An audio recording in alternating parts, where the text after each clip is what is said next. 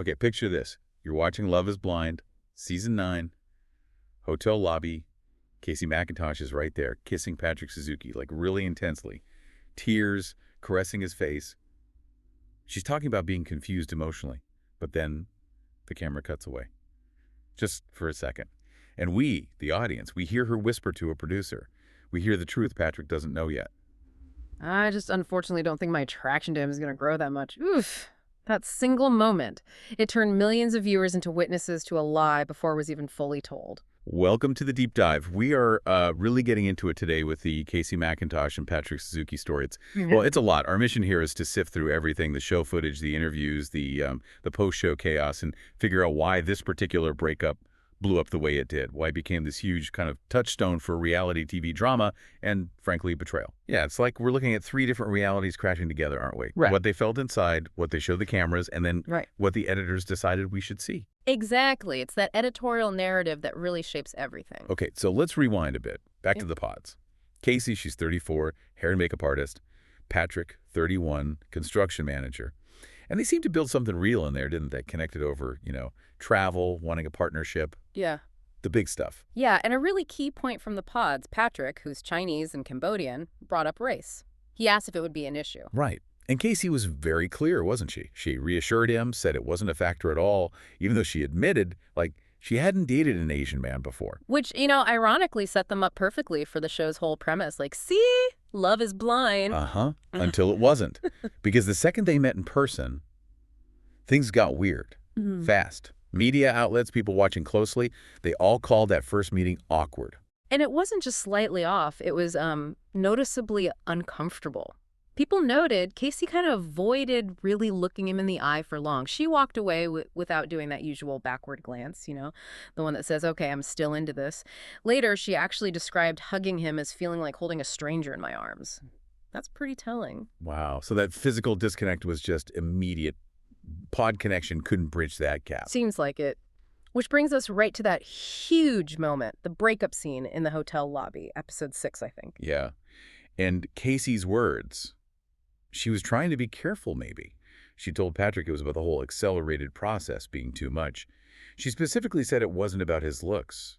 Denied it flat out. But then, the physical stuff, it just didn't match up at all. Like you said, crying, kissing him passionately. She even kind of straddled him for a moment there. Right. So for Patrick, seeing that affection, he must have thought, okay, this isn't really over. We just need to get away from the cameras. He literally said later he thought they were just going to continue to date off the show. That's what he took from her words and her actions. But we, the audience, we got the twist, the editor's knife. That deliberate cut. Showing us her intense affection right next to that private confession. I just unfortunately don't think my attraction to him is going to grow. Yeah. Just changed everything. It completely removed the ambiguity for the viewer, didn't it? It wasn't presented as, oh, she's confused, this is messy. It was framed as, she knows the truth, and she's actively deceiving him in this moment. Calculated. Made her look, calculated. Yeah. And poor Patrick just left thinking they were going to try again in Denver. And that confusion, as bad as it was for him then, was honestly nothing compared to what happened next. The whole thing just escalated once the cameras were off. Yeah. Stay tuned and maybe hit that subscribe button if you haven't, because the post-show allegations get pretty wild. Okay, so the show airs, the breakup scene explodes online, and Kacie finds herself in the middle of a firestorm. She starts doing interviews, trying to defend herself. Right, and her main argument was consistent. It wasn't about Patrick specifically. It was the pressure cooker of the show. She felt overwhelmed. She kept saying she genuinely wanted to just, slow down and date him slowly back in Denver, away from the experiment. And the kiss. Yeah. The affectionate goodbye. How did she explain that huge contradiction? She framed it as seeking comfort, feeling totally lost and confused in that moment. And he was the only person there she felt she really knew. So she sought comfort in his arms. Okay. I mean, maybe. But she did own up to not being totally straight with him, right? She did. She admitted she wasn't 100% honest.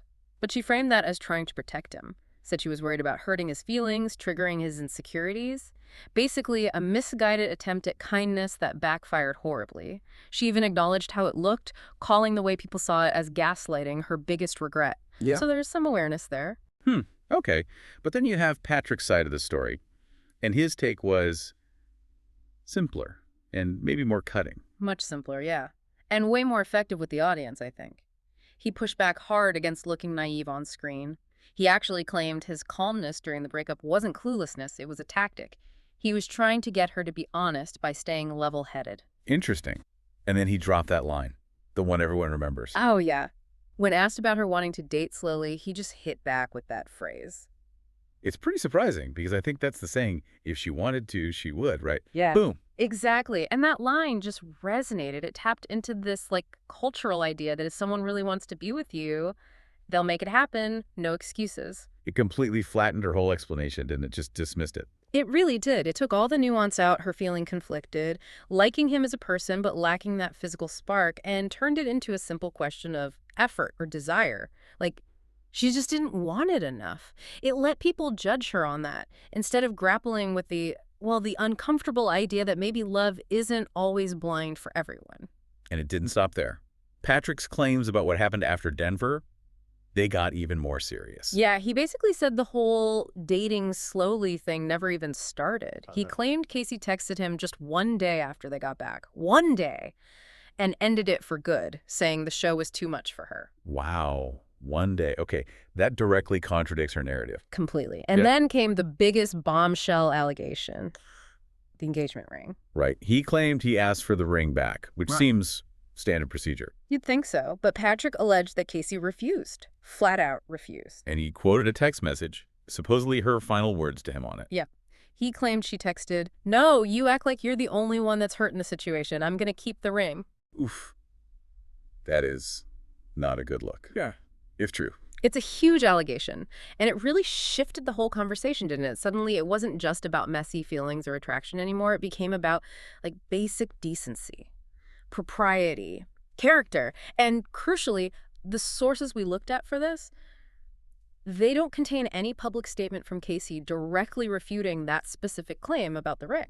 So, in the absence of her response on that point, Patrick's version kind of became the accepted truth for a lot of people. It definitely solidified the negative image, made her seem potentially spiteful, prioritizing keeping the ring over, anything else. Okay, so we've got the messy breakup, the conflicting stories, the ring drama. But none of this would have become such a massive thing without the show itself, right? The editing. Oh, absolutely. The edit is essential here. We have to remember the producers aren't aiming for a balanced documentary. They want drama. They want engagement. Their goal is to generate drama. And the easiest way to do that is often to create a clear hero, in this case, Patrick, and a clear villain, Kacie. And that juxtaposition, showing her kissing him while we hear her private doubts, that was the weapon they used. Precisely. It was their most potent editorial tool. It wiped away any complexity and just delivered a gut-punch narrative of deception. I mean, Kacie kind of saw it coming, didn't she? She even said to a producer right there in that scene. Yeah, she said, "I understand how that is about to look." She basically predicted her own villain edit. Wow. So this whole saga, it really throws the show's entire premise into question, doesn't it? It's a perfect case study, really. Kacie's honest confession that the physical attraction just wasn't going to grow, it proves that for some people, maybe many people, love is not blind. Physicality matters. And it feeds directly into the criticism that the show kind of hedges its bets, right? That maybe it's rigged by mostly casting conventionally attractive people, hoping to avoid exactly this kind of outcome. Yeah, hoping to avoid the awkward truth that sometimes the blind part doesn't stick once the lights come on. Exactly. But the fallout wasn't just online debate or questioning the show. It got really ugly and really personal. Tragically so. Kacie bore the absolute brunt of the public anger. We're talking a vicious campaign of online harassment. It got so bad she had to publicly beg people, please stop with the death threats, over a reality TV show breakup, and asking them to leave her friends and family out of it. That's horrific. Just absolutely awful. It really highlights the human cost, doesn't it? And the asymmetry. Kacie, the woman who did the rejecting, faced this incredibly violent gendered backlash. And even Patrick, who was painted as the sympathetic hero, he didn't escape unscathed.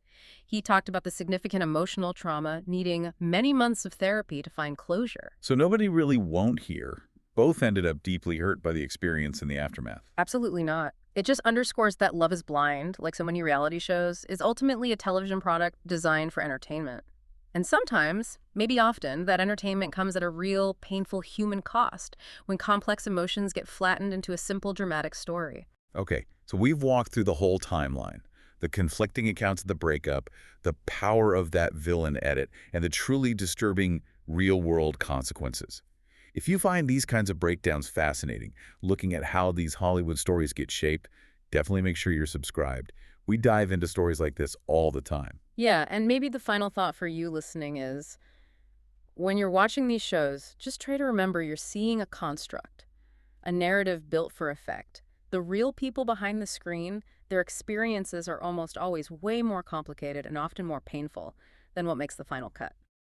You've been listening to The Deep Dive, where we uncover the stories shaping Hollywood, music, and pop culture. Thanks for tuning in, and don't forget to subscribe for more stories that keep the stars shining.